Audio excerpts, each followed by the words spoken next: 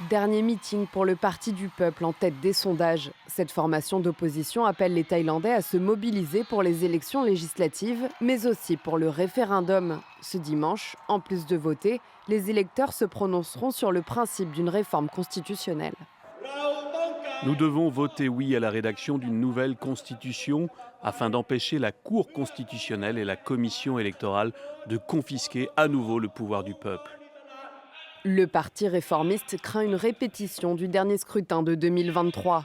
À l'époque, il était arrivé en tête. Mais son candidat avait été écarté du poste de Premier ministre et la Cour constitutionnelle, dirigée par des conservateurs, avait dissous la formation. Comment aurions-nous pu leur résister quand le système ne nous permet pas de former un gouvernement? On ne peut tout simplement pas. Difficile sans majorité absolue de s'imposer avec ces institutions.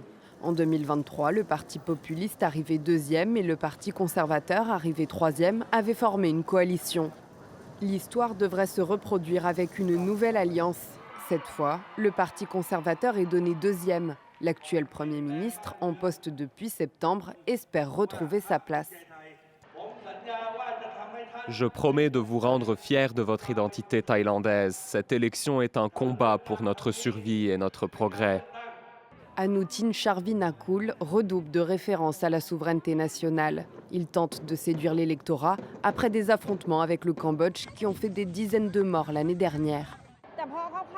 Après seulement quelques mois au pouvoir, il a obtenu des résultats. Il a été décisif sur les questions frontalières et a stimulé l'économie.